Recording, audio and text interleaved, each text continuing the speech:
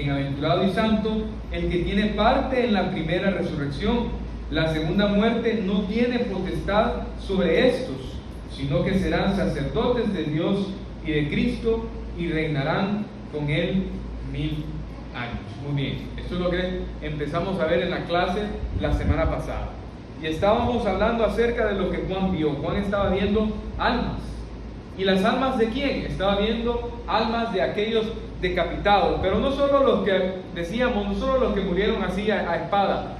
Hablábamos de que el ser decapitado era un castigo que daba el imperio romano, era un castigo muy romano. Entonces eso nos daba a entender que eran todos los que habían sido perseguidos, los que habían estado sufriendo durante ese tiempo, pero que se habían mantenido fieles. A pesar de toda la persecución, a pesar de lo difícil que era llevar una vida como cristiano, dice que estos no adoraron a la bestia ni a su imagen y no recibieron la marca en sus frentes.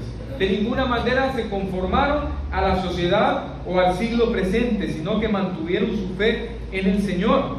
Y por eso la palabra dice, y vivieron y reinaron con Cristo 1000 años. Y para poder entender un poco esto, estuvimos hablando acerca del reinado de Cristo.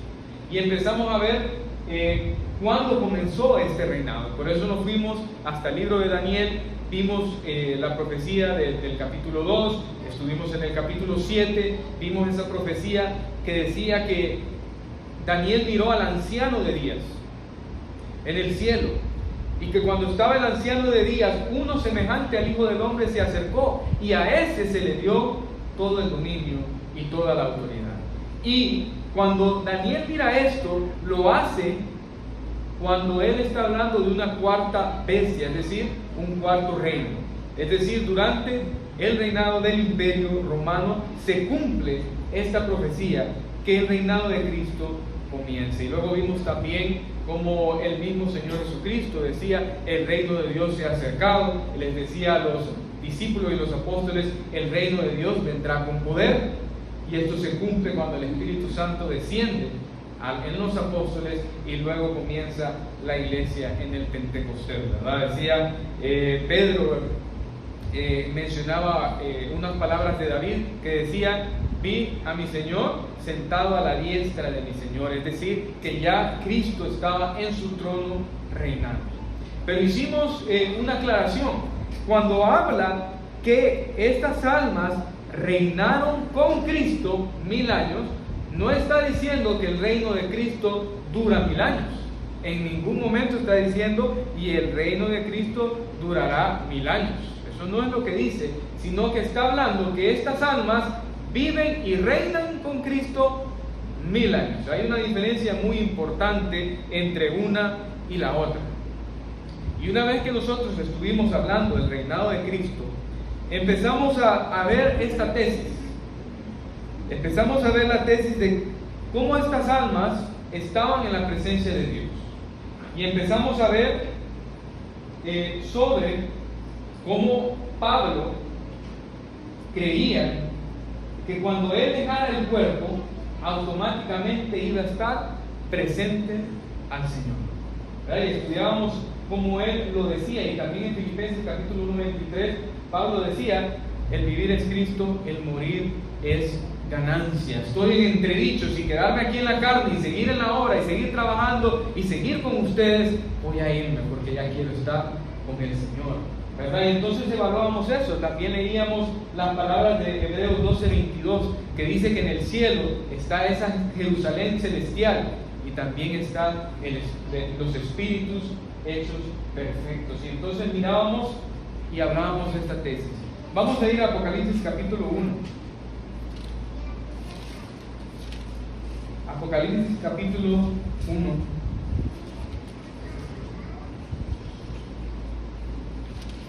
Vamos a leer desde el 17 y 18.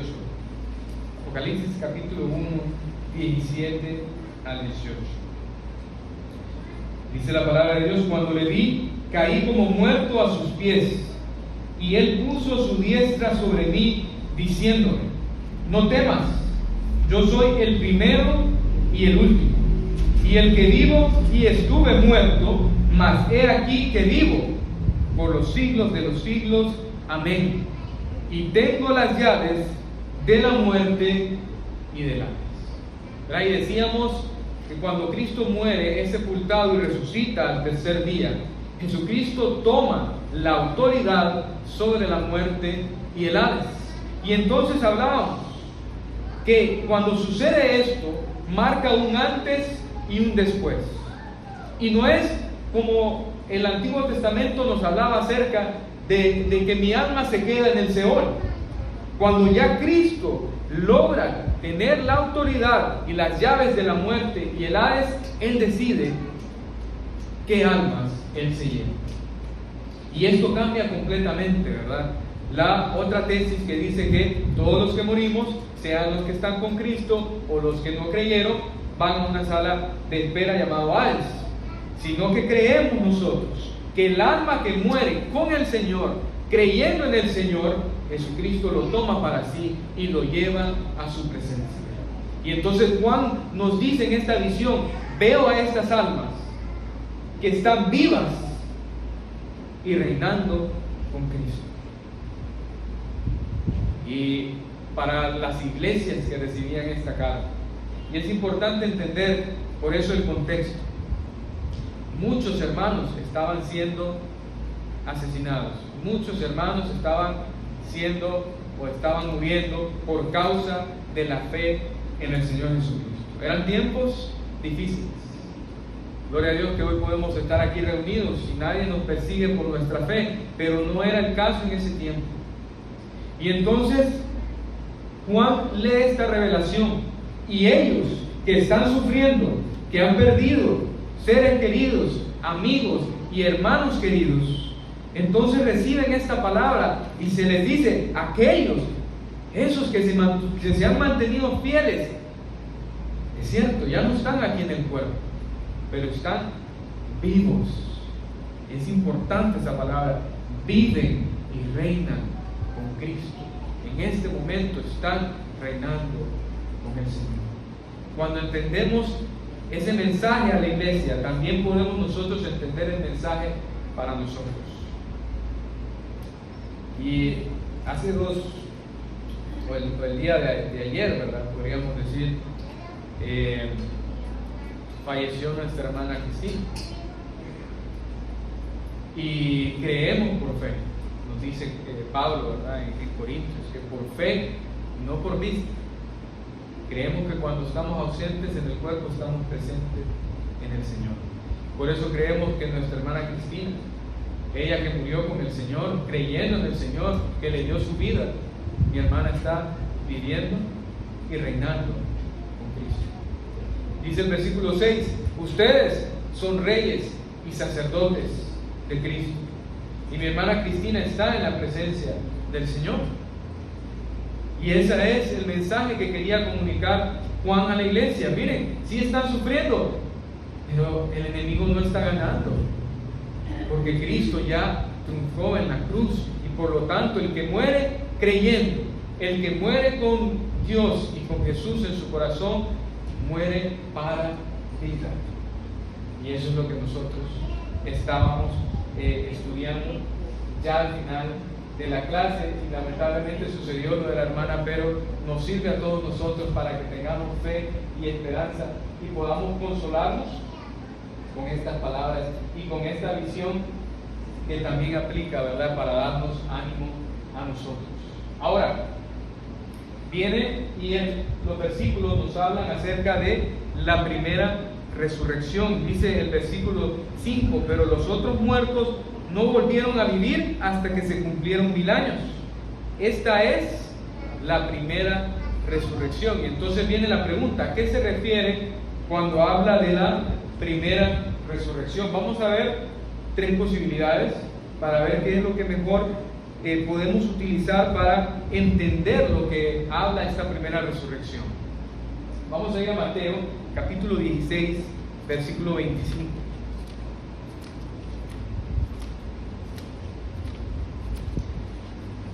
Mateo 16, versículo 25. Dice que Jesús reprendió a Pedro, ¿verdad? Quítate delante de mí, Satanás, me eres tropiezo.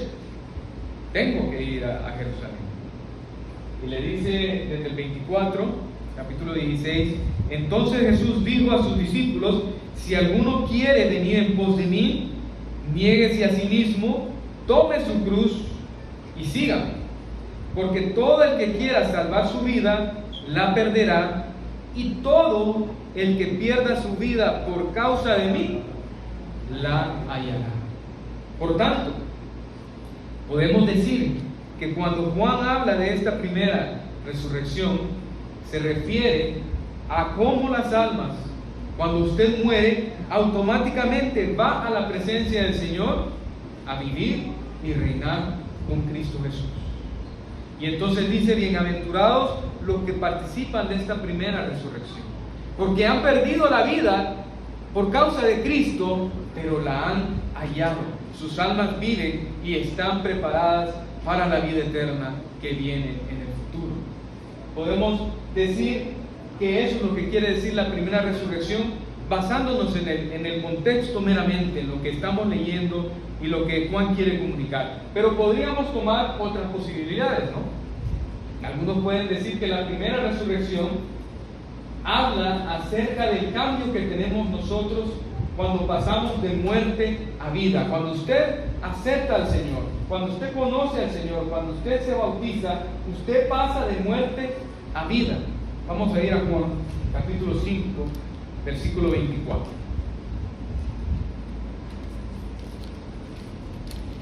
¿Qué quiere decir Juan con la primera resurrección? ¿Qué quiere decir esto en la revelación? Estamos tratando de ver algunas posibilidades. Vemos la primera, que tiene que ver en el contexto, se refiere a que las almas viven y reinan con Cristo. Es cierto que el cuerpo ha muerto, pero el alma está vivificada, el alma está en la presencia del Señor. Pero podemos ver otras posibilidades. Juan capítulo 5, versículo 24, dice la palabra del Señor, de cierto os digo, el que oye mi palabra y cree al que me envió, tiene vida eterna, y no vendrá a condenación, mas ha pasado de muerte a vida. Cuando usted viene a conocer al Señor, usted deja su vida pasar. El viejo hombre muere, es sepultado, pero usted resucita como una nueva criatura. Lo mirábamos con el hermano Ana en la vigilia. Vamos a ir a Romanos capítulo 6, 3 al 6. Romanos capítulo 6, 3 al 6. ¿O no sabéis que todos los que hemos sido bautizados en Cristo Jesús, hemos sido bautizados en su muerte? Porque somos sepultados juntamente con Él para muerte por el bautismo, a fin de que, como Cristo resucitó de los muertos por la gloria del Padre, así también nosotros andemos en vida nueva. Porque si fuimos plantados juntamente con Él en la semejanza de su muerte, así también lo seremos en la de su resurrección, sabiendo esto, que nuestro viejo hombre fue crucificado juntamente con Él, para que el cuerpo del pecado sea destruido, a fin de que no sirvamos más al pecado. Y terminamos con Efesios capítulo 2, versículo 1. Estamos hablando que cuando entramos a esta vida nueva, hacemos morir el viejo hombre y pasamos a una nueva vida. Dice la palabra de Dios, Efesios capítulo 2, versículo 1, y Él os dio vida a vosotros cuando estabais muertos en vuestros delitos y pecados, ¿verdad? Entonces algunos pueden decir, ok, esta primera resurrección se da cuando nosotros damos muerte a esa vida de pecado y recibimos una vida nueva, empezamos a vivir una vida nueva dirigida por el Espíritu en la voluntad de Dios y en la obediencia a su palabra. Y algunos dicen, bueno, eso es lo que puede decir esa primera resurrección. Y de todas maneras, cuando nosotros nacemos de nuevo, si morimos, entonces somos de Cristo y vamos con el Señor. Podría ser. Sin embargo, sabemos que cuando pasamos de muerte a vida, cuando nosotros dejamos la vida pasada, lo vemos más como ese nuevo nacimiento. Y el contexto no nos está hablando de la vida de pecado, sino que el contexto de lo que está viendo Juan son almas de hermanos que han muerto físicamente y que ahora sus almas las mira a él en la presencia del Señor. Entonces, tal vez no está muy con el contexto, pero es una posibilidad. Miremos una tercera. ¿Qué querrá decir con la primera resurrección? Puede que sí, Juan sí está hablando del evento de la resurrección, pero se está refiriendo al primer orden. Porque cuando sea la resurrección, Pablo nos explica, hay un orden. Vamos a verlo. Juan capítulo 5, 28 al 29. Primero Cristo nos explica que van a haber dos grupos, le podemos llamar, ¿verdad?, en la resurrección. Juan capítulo 5, 28 al 29. ¿Cómo interpretamos la primera resurrección? Dice la palabra del Señor, Juan capítulo 5, 28 al 29. No os maravilléis de esto, porque vendrá hora cuando todos los que están en los sepulcros oirán su voz, y los que hicieron lo bueno saldrán a resurrección de vida, mas los que hicieron lo malo a resurrección de condenación. Llega un momento donde todos escucharán su voz y todos van a ser resucitados, pero el Señor hace la diferencia. Unos van a ser resucitados para vida y los otros resucitados a condenación. Muy bien, entonces vemos que hay dos grupos.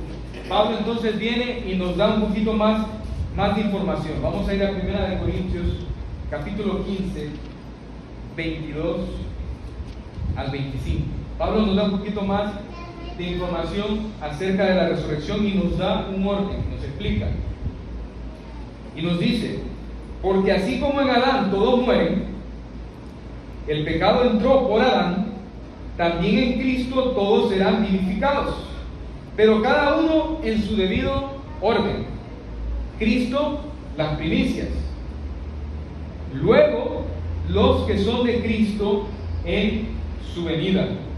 Luego el fin, cuando entregue el reino al Dios y Padre, cuando haya suprimido todo dominio, toda autoridad y potencia, porque preciso es que Él reine hasta que haya puesto a todos sus enemigos debajo de sus pies.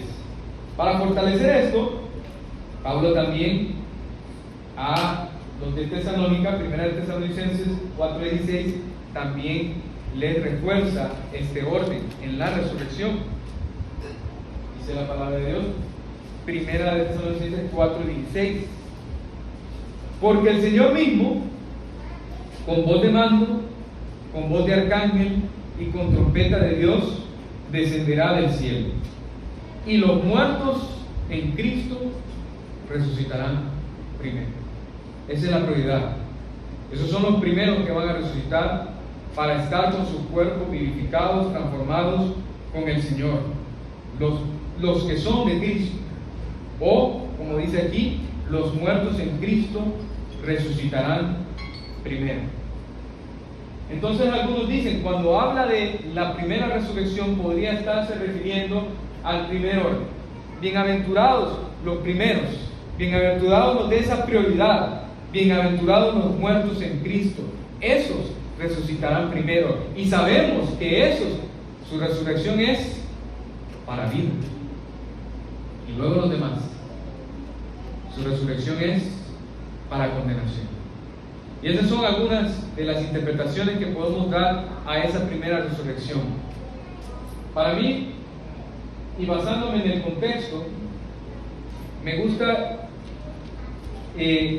poder interpretarlo, esa primera resurrección, como lo que dice Juan, que las almas vivieron y reinaron con Cristo. Más, si nos quedamos en ese contexto, cuando Juan habla de esa primera resurrección, habla, ¿verdad?, que nosotros podemos morir ahorita y nuestra vida aquí en la tierra termina, pero nuestra alma sigue viviendo y reinando con Cristo. Y entonces esa primera resurrección, eso es lo que Juan puede tratar de decir con estas palabras. Pero miren qué importante, en el versículo 5 nos habla, pero los otros muertos no volvieron a vivir. Miren qué interesante, no volvieron a vivir. Y ese es un contraste. Los muertos en Cristo viven desde el momento que mueren, sus almas están con el Señor, pero los otros muertos, los que no fueron fieles, los que sí se conformaron, los que sí adoraron a la bestia, los que sí se conformaron a este siglo, los que no fueron fieles a Dios, estos otros muertos no volvieron a vivir hasta que se cumplieron 1000 años.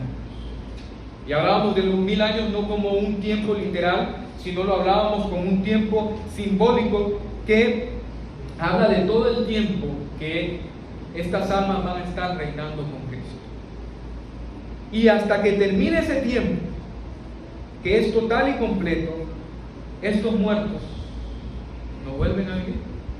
Entonces, durante todo ese tiempo, estos muertos están en el olvido y están en el Hades y no vuelven a vivir hasta que se cumplan esos 1000 años. Que probablemente cuando ya se cumplan esos 1000 años, no es el reinado de Cristo, sino que es el tiempo en que las almas están con Cristo. A eso se refiere los 1000 años. Cuando se cumpla este tiempo, se va a cumplir, porque no todo el tiempo estaremos como almas, sino que llegará ese día que nos dice Pablo, donde seremos llamados, donde escucharemos la trompeta y donde se nos va a decir: es la hora, vamos al gran día de Dios, a la resurrección y al gran juicio. Y ahí los muertos en Cristo resucitarán primero. Y luego los demás, estos otros muertos, van a resucitar. Y nos dice la palabra: no volvieron a vivir hasta que se cumplieron 1000 años. Vuelven y resucitan, pero para juicio y condenación. Y aquí hay unas palabras fuertes. Nos dice el versículo 6: bienaventurado y santo el que tiene parte en la primera resurrección. La segunda muerte no tiene potestad sobre estos.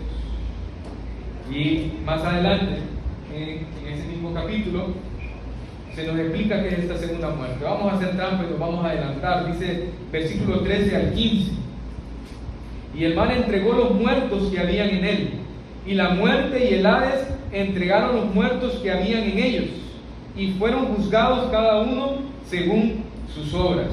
Y la muerte y el Hades fueron lanzados al lago de fuego. Esta es la muerte segunda. Y el que no se halló inscrito en el libro de la vida fue lanzado al lago de fuego. Esa es la muerte segunda.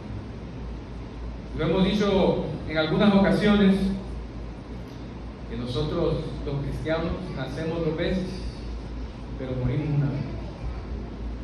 Pero el que está afuera nace una vez, pero muere 2 veces. Sin embargo, los que somos de Cristo, nosotros no volveremos a morir nunca más, sino que viviremos eternamente. Y por eso dice: cuán bienaventurado y santo el que tiene parte en esa primera resurrección. Cuando el Señor le llame, cuando usted resucite, cuando usted esté ante el trono, dice que va a ser abierto los libros, pero va a haber uno, que es el libro de la vida. Y como decíamos a los que estaban en el velorio de la hermana Cristina, cuando estemos en aquel día y se abra ese libro, así como Pablo decía: ausente en el cuerpo, presente en el Señor, así vamos a decir nosotros: presente al Señor cuando se lea nuestro nombre en el libro de la vida. Y la segunda muerte no tiene nada que ver con nosotros, porque Cristo ya venció y nosotros estamos con el Señor. Y bueno, ese lago de fuego va a estar lleno. En ese lago de fuego ya hemos visto que ahí está la bestia, ya hemos visto que la gran ramera está ahí también, hemos visto que, bueno, lo vamos a estar viendo en la siguiente clase, Satanás va para ahí, para el lago de fuego, y dice que la muerte y el Hades también son lanzados ahí, y por último, todos los que no fueron inscritos en el libro de la vida. Y creo que vamos a tener tiempo también para poder hablar del infierno en las siguientes clases. Por lo tanto, el capítulo 20 va a seguir, pero vamos. Terminamos entonces estos versículos. Vamos a estar hablando de ese tiempo en que Satanás va a ser soltado en la siguiente clase. Para terminar, vamos a estar hablando brevemente, ya que estamos hablando del capítulo 20. No es mi intención, porque la manera en que estamos estudiando el libro del Apocalipsis es con el método simbólico basado en el contexto histórico. El método que nosotros estamos utilizando para entender el Apocalipsis no es que leemos el Apocalipsis y decimos, no, todo lo que está escrito aquí era solo para la iglesia del primer siglo. No es así. Lo interpretamos de manera simbólica y entendemos qué era lo que estaba sucediendo para entender el mensaje.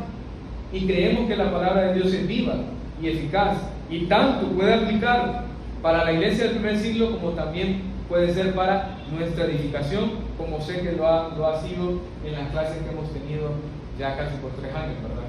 Vamos en este libro. Pues ya vamos a terminar. Muy bien, ahora, no es la única interpretación que existe. Vamos a ver esta, que es en las iglesias evangélicas, es de las más populares, y usted probablemente escuche en la radio, cuando escuche predicaciones, muchos van a hablar acerca de esto. Entonces, por eso hoy lo vamos a ver de manera breve. No soy un experto, pero solo quiero que usted la pueda identificar y que por lo tanto podamos hacer contrastes de la manera en que se interpreta el Apocalipsis de una manera literal o, como se llama, premilenarista.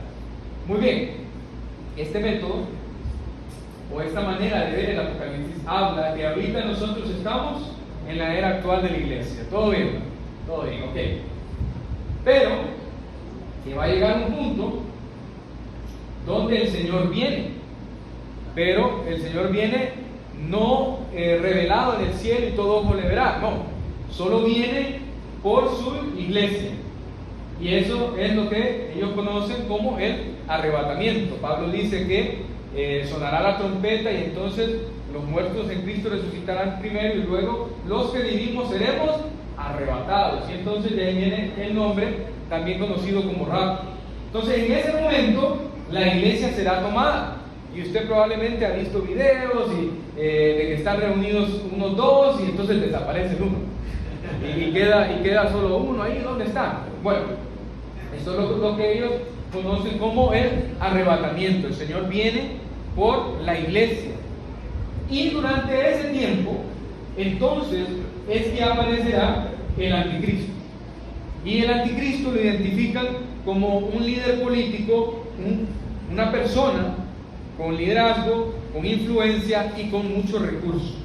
Y por lo tanto, esta persona va a aparecer y va a ser una persona que va a traer una falsa paz, y va a empezar a unir a los países y todo el mundo bien, y va a haber paz durante ese tiempo del anticristo, y justo en el comienzo de la gran tribulación, que ellos llaman a 7 años que van a ser bien difíciles. Muy bien, como el anticristo está ahí, está trayendo paz y alianzas, entonces se va a dar lo que es la construcción del tercer tiempo, del tercer templo en Israel, ¿verdad? Y muchos dicen, e incluso pues no es tan alejado de la verdad, si hay instituciones privadas, el Instituto del Templo en Israel y otras organizaciones privadas, que ya están armando todos los elementos del tercer templo, que ya tienen prefabricados algunas cosas para cuando se dé la oportunidad, entonces el templo se pueda construir lo más rápido posible. Entonces, esta es la menorá que está en la área vieja de uno de los barrios de Jerusalén. Está ahí en vivo, usted puede verla y tomarse fotos de esta, ¿verdad? Está hecho con las medidas, es de oro, vale $3 millones. Cuidadito la agarra, ¿verdad? Porque no creo que pueda llegar muy lejos, pero ahí está a la vista de todos. También se dice que ya han encontrado esta vaquita roja o novillo rojo, que es vital para la limpieza y pureza en el templo, ¿verdad? Si usted tiene contacto con un muerto, no puede usted ser parte de todo lo que es la liturgia en el templo. Para ser purificado, tiene que sacrificar uno de estos. Luego, las cenizas se utilizan para poderlo purificar a usted, tiene que estar afuera 7 días, luego lo purifican al tercero y al séptimo, si no me equivoco, ¿verdad? Entonces es vital para poder tener todos los procesos en el templo. Había desaparecido, ya no se consigue, pero dicen que ya han logrado, ya la tienen lista para cuando venga ese tiempo del tercer templo, ¿verdad? Todo esto está sucediendo. Esto sí, no lo están inventando, sino que usted puede ver mucha información acerca de esto que ya se está realizando. Muy bien, volvemos. Inicia entonces la gran tribulación. El anticristo, los primeros 3 años y medio, está bien, trae paz y tranquilidad, pero después de esos 3 años y medio empieza una persecución contra la iglesia, contra los cristianos que están en ese momento creyendo, y empieza una persecución muy fuerte. Y durante estos 7 años, entonces, lo que nosotros estudiamos de los 7 sellos, de las copas, de las trompetas, todo eso que estudiamos desde el capítulo 6 hasta el 19 se da durante estos 7 años. O sea que la revelación del Apocalipsis desde el 6 al 19 es para poder hablar de esta gran tribulación, no es para la iglesia, sino para los que hayan quedado. ¿Ok? Ellos interpretan la bestia como que la bestia es el anticristo, ¿verdad? Entonces ellos hablan de una trinidad satánica que habla del dragón, la bestia del mar como el anticristo y la bestia de la tierra como el culto al anticristo. Un poquito similar a como lo interpretamos nosotros, que era el culto al emperador, ¿verdad? Entonces esa es la manera en que ellos lo describen. Todo eso sucede en estos 7 años. Cuando llega ya al punto clave, que termina esos 7 años, el anticristo reúne a todas las naciones, hace toda una campaña para ir en contra de Israel. Y entonces, capítulo 16 de Apocalipsis, capítulo 19, habla de una gran batalla. Se reúnen para hacerle frente a Israel en la batalla que se llama el Armagedón. Entonces van a reunir todos sus ejércitos y tienen rodeada y sitiada a Israel, y cuando esto ocurre, entonces el Señor viene en las nubes. Y en capítulo 19 vimos a Jesús en un caballo blanco. Entonces Jesús viene y destruye completamente a sus enemigos en esa batalla del Armagedón, y ahí se da también la resurrección de los muertos, que dicen que va a ser esta es la primera resurrección. Eso es lo que ellos describen, la resurrección la resurrección de los muertos que están en Cristo. Ahí se da la primera resurrección. La segunda resurrección ya de los demás se va a dar aquí. Después de que Cristo venza en esa batalla, venza al anticristo, entonces comienza lo que es el reinado de Cristo de 1000 años, ¿verdad? Un reinado de Cristo en la tierra. Los que resucitaron aquí de la iglesia en cuerpos glorificados van a estar aquí y van a ser jueces y van a reinar con Cristo 1000 años. Este va a ser un reino terrenal aquí en la tierra y va a ser pues algo maravilloso. Entonces se cumple ese tiempo de los 1000 años y Satanás es liberado. Lo estábamos leyendo en los primeros versículos, y Satanás va a reunir otro ejército y otra gente para hacer una última guerra, pero Jesucristo le va a vencer. Y ahí Satanás va a ser eliminado, mandado al lago de fuego, y ahí pues comienza ya el juicio y ya damos paso a la eternidad. Eso es. Eso es, ¿verdad? A nivel general hay mucho recurso que se utiliza para poder defender cada uno de estos puntos. Nosotros lo enseñamos para que usted, cuando lo escuche, sepa que está escuchando. Aunque me están hablando acerca del Apocalipsis interpretado de una manera literal y visto con esa mira que el reino de Cristo viene aquí en la tierra 1000 años.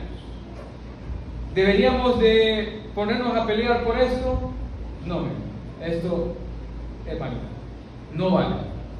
Si al final creemos en el Señor, sea que venga todo esto, yo lo que quiero es estar aquí en la eternidad con Cristo Jesús. Entonces no hay necesidad, podemos estar de acuerdo en no estar de acuerdo con eso. Y podemos incluso encontrar puntos puntos de encuentro, ¿verdad? Los que miran que va a suceder todo esto, ellos creen que el enemigo está tramando muchas cosas ahorita, y que todo lo que está sucediendo en Israel y la guerra que hay, todo eso es parte que se está armando para la venida del anticristo.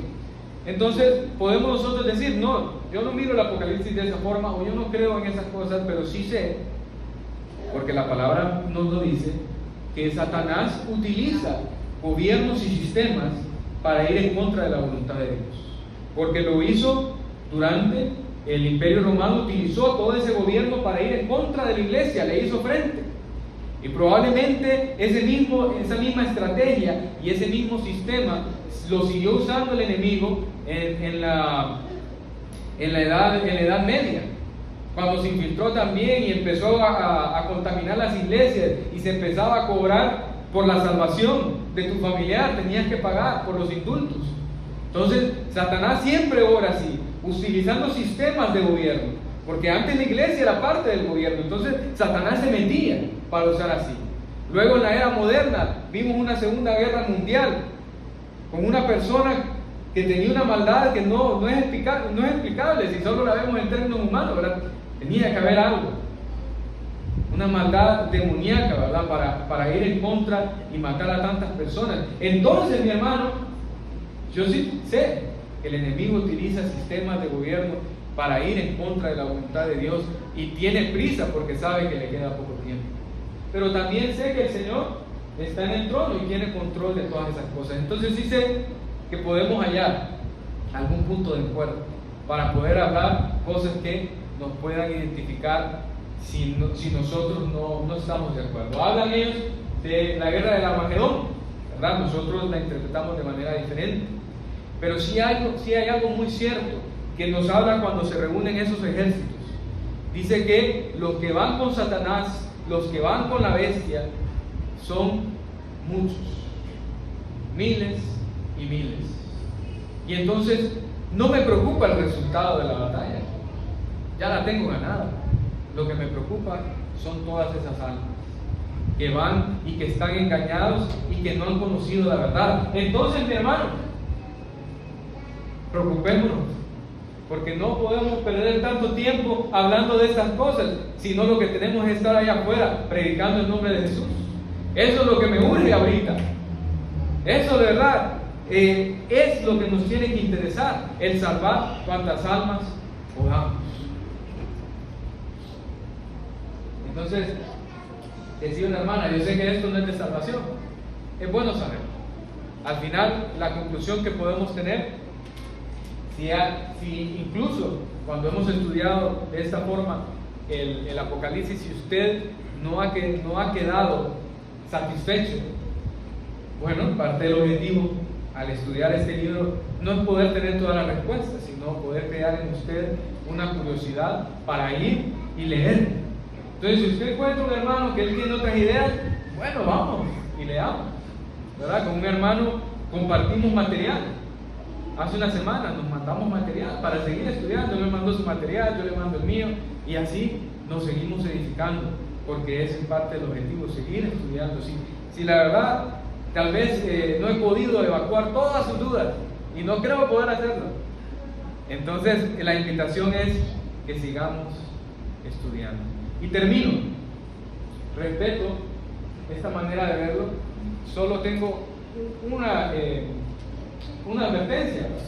No podemos nosotros, no es el objetivo del Señor ni de la palabra de Dios, que nosotros nos enfoquemos en algo terrenal. A veces estamos tan atados en este mundo, ¿verdad? Incluso aquí habla de que el reino de Cristo va a ser en la tierra, pero la palabra de Dios nos dice que hagamos tesoros en el cielo. Pablo nos dice que pongamos nuestra mirada en las cosas de arriba y no en las de la tierra. Y dice el Señor Jesús que Él está con el Padre, que Él está en el cielo preparando morada para nosotros, nuestra morada celestial.